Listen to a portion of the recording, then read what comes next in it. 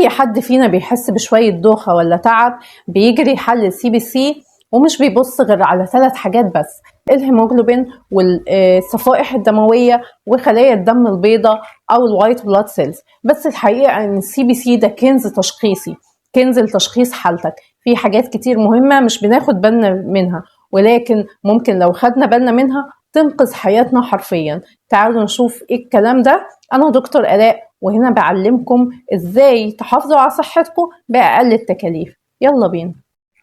لو حللت النهارده وبعد اسبوع وبعد شهر وبعد سنه ولقيت الهيموجلوبين بتاعك مش بيزيد، نفس النسبه هي مهما اخدت مكملات حديد، مهما اكلت كبده، لازم تفهمي انك مش مصابه انيميا نقص حديد، ولكن حاجه تانية خالص. الحقيقه ان تحليل CBC مليان كنوز تشخيصيه.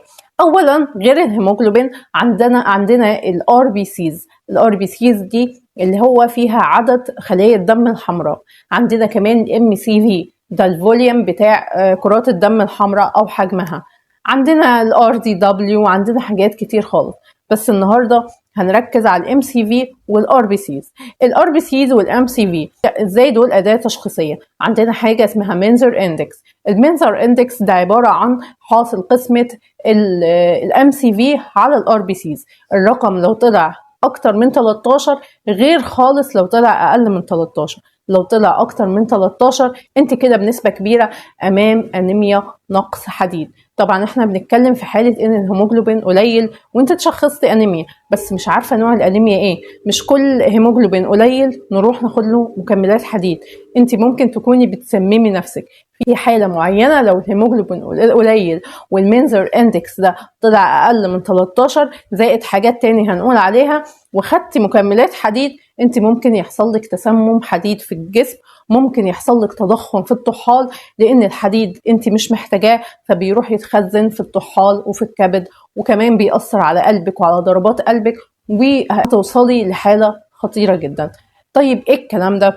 المنظر اندكس لما بنلاقيه اقل من 13 احنا بنشك في حاجة تانية خالص، حاجة اسمها الثلاسيميا او انيميا البحر المتوسط. انيميا البحر المتوسط دي في منها نوعين، الميجور وده مش هنتكلم عنه دلوقتي خالص لان ده غالبا الواحد طفل بيبقى مولود بيه، من وهو صغير بيظهر عليه الاعراض بتبقى قوية جدا وبيحتاج نقل دم، وفي الاخر الحل القوي ليها اللي هي عملية زراعة النخاع.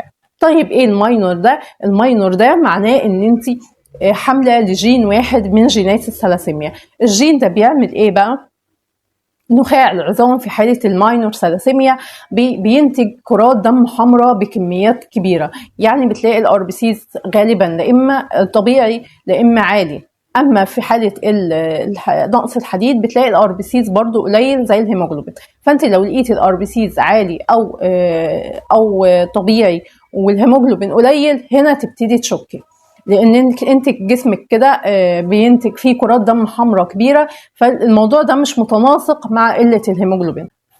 في حاله زياده الRBCs النخاع في الحاله دي بينتج كميه RBCs كبيره جدا ولكن حجمها بيبقى صغير. لو بصيتي على MCV هتلاقيه قليل قوي، عشان كده لما بنقسمهم على بعض بيدينا رقم اقل من 13. تمام؟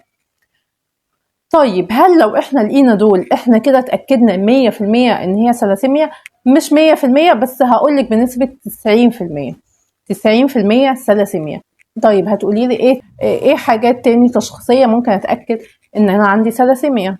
الاول الفريتين ده مخزون الحديد. في حالة الثلاسيميا هتروحي هتلاقي الفريتين او مخزون الحديد طبيعي او ممكن كمان عالي لو انت كمان كنت بتاخدي مكملات. ففي الحالة دي اتأكدنا بنسبة 5% تاني. فاضل بقى 5% الأخيرة، ده هنتأكد منه ازاي؟ هنتأكد بتحليل اسمه HB الكتروفوروزيس، يعني هنعمل فصل كهربائي لأنواع الهيموجلوبين الموجودة في دمك. في النوع اللي هو HbA2 ده لو لقيناه عالي يبقى احنا كده خلاص اتأكدنا ان دي ثلاسيميا. طيب هل انا لقيت عندي ماينور ثلاسيميا فانا اتخض وكده؟ لا، بس هناخد بالنا من شوية حاجات في حياتنا. اعراض الثلاسيميا غالبا بتبقى شبه الانيميا بس اقوى شويه، يعني بتحس بنهجان، بتعب لما تطلعي السلم، بضربات قلب سريعه، بتحسي بدوخه. الحاجات دي بتحصل حتى لو انا باخد حديد وباكل حاجات فيها حديد. طيب، اول حاجه ان احنا هنبتعد تماما عن المجهود العضلي العنيف. يعني ما تعمليش رياضات عنيفه، ما تشيليش حاجات تقيله، ما تبذليش مجهود جامد، ما تمشيش في الشمس كتير، عشان تحافظي على كرات الدم الحمراء بتاعتك بحيث ما تتكسرش ويحصل عندك دروب في الهيموجلوبين او كده. تاني حاجة هنبتعد تماما عن أي مكملات حديد بناخدها، هنوقفها تماما زي ما قلنا ان الحديد هيضرنا مش هينفعنا. تالت حاجة غريبة شوية ان انت بعد الاكل بتشربي شاي. يعني بالنسبة لك الشاي كويس بعد الاكل عشان يوقف امتصاص الحديد الموجود في اكلك. طيب، في ملحوظة مهمة جدا لو انت مقبلة على زواج، لازم تحللي انت وزوجك، عشان لو انت عندك السمة وهو كمان عندك السمة ففرصة ان انتوا تنجبوا اطفال مصابة بالميجور ثلاسيميا او الثلاسيميا اللي هي الكبرى نسبة كبيرة جدا، لان انت بيبقى عندك جين وهو جين بيلتقوا مع بعض بيدينا جين سائد. لازم نخلي بالنا من تحاليل قبل الزواج دي. بالنسبه للمكملات زي ما قلنا انت هتبتعدي خالص عن الحديد، بس هتاخدي فوليك اسيد 1 جرام في اليوم.